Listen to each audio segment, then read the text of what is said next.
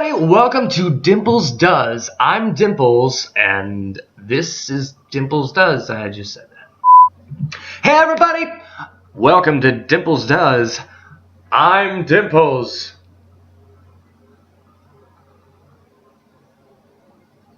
Is that it? Hey everybody, welcome to Dimples Does. I'm Dimples, and this is actually going to be our last Kingdom Hearts Birth by Sleep video. So, sad faces, I know, but it's gotta end sometime, right? Okay.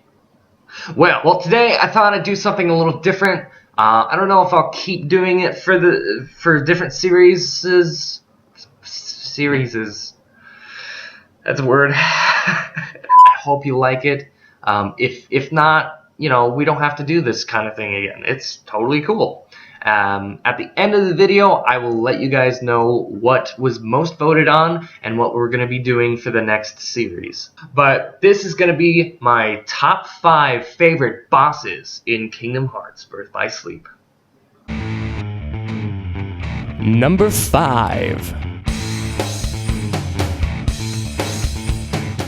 As the finale for Vanitas' story, you go up against Vanitas. Again, you get pretty used to Vanitas'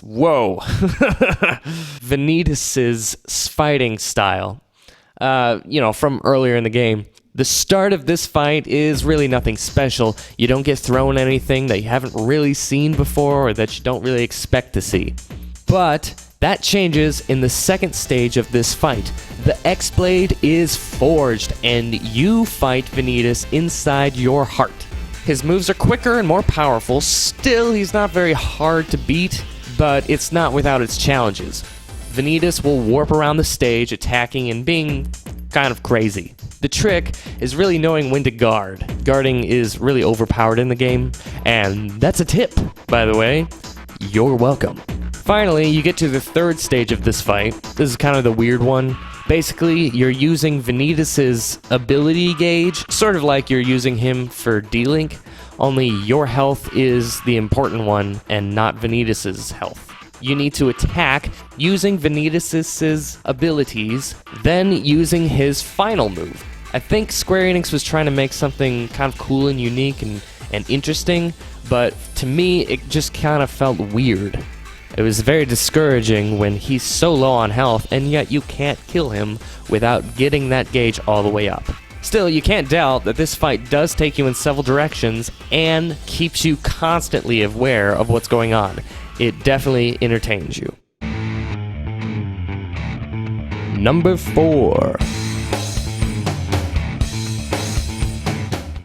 The Colosseum is one of my favorite places for Kingdom Hearts games. You get to fight just a ton of different enemies and sometimes even different bosses. Although I didn't like the Colosseum in this game as much as the other ones due to the time limit that they give you, I did love this fight. As soon as you begin the fight, you see Hades and you think, okay, no biggie. But then it pans out and you see this giant ice titan, and that's when your brain just automatically goes, uh-oh, and also, yeah, at the same time.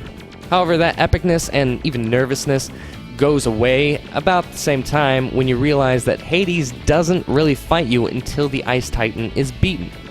It's kind of a double boss without the double. All it is 2 bosses right after each other. And that's why this only gets the number 4 spot. Number 3. Terra's story has you helping Captain Hook, being controlled by Maleficent and Xehanort, and just doing not so great things. You really get the sense that Terra doesn't really know right from wrong. But when you get back to the Land of Departure and Master Ericus is planning to kill off Ventus, you see where Terra puts his loyalties, in his friends. You fight Master Ericus to save Ventus, and you do save him. This fight does have a touch of kind of emotional baggage with it because you're there to kill basically your father figure. The fight itself is challenging, but not overly so. You're not going to spend hours on this one fight. The real quality in the fight is what the fight really means to Terra and really breaking that bond. Number 2. The Magic Mirror fight is in both Terra's story and Aqua's story, but for us, it made the list because of Terra's story, because, well, we encountered it first with Terra. This is one of the most unique fights in the game, if you ask me. You get sucked into the Magic Mirror and you have to fight it. And what can a giant face do to you? Well, a lot. The face will play tricks with you, duplicating himself and shooting fire at you, or growing larger and dashing towards you.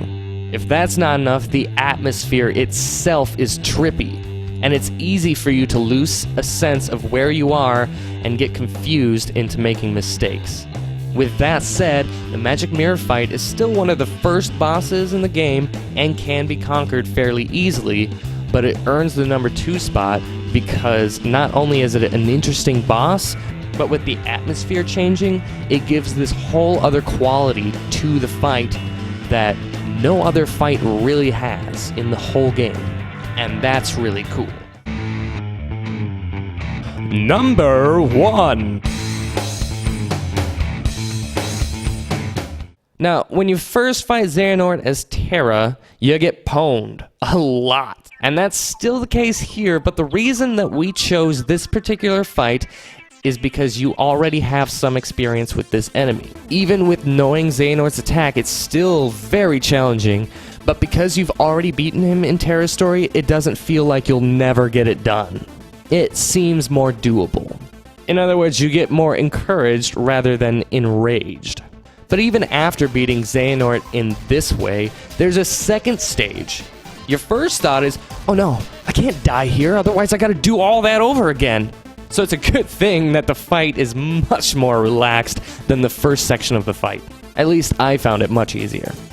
But the reason why this fight gets my number 1 spot is how you win. After you dish out a certain amount of damage, Xehanort's Spectre will come out and try to grab you, and then repeatedly pushing a button, and then you will be warped into kind of a different dimension. Maybe it's Terra's mind, I'm not sure. Anyways, you have to get past the Spectre to Terra. You can either attack Terra and go back to your fight with Xehanort, or you can free Terra. This is an interesting and unique way to end the fight because it gives you a choice. And that's the whole point. I don't know of any other boss fights in Kingdom Hearts where you have the choice to kill the boss or free the captive that is within the boss, if that makes sense. Anyways, that was my top 5 bosses in Kingdom Hearts Birth by Sleep. Let me know if you agree with them, or if you think that I left out some better bosses, let me know in the comments. By the way, the voting for the next series is over. We will be playing Kingdom Hearts 1. But before we get to this series, I have a special series coming up next week. It'll be a short series of Dimples Does with a special guest. And the game is King's Quest. Thanks for watching. I hope you like the series, and I hope that you've seen the show grow.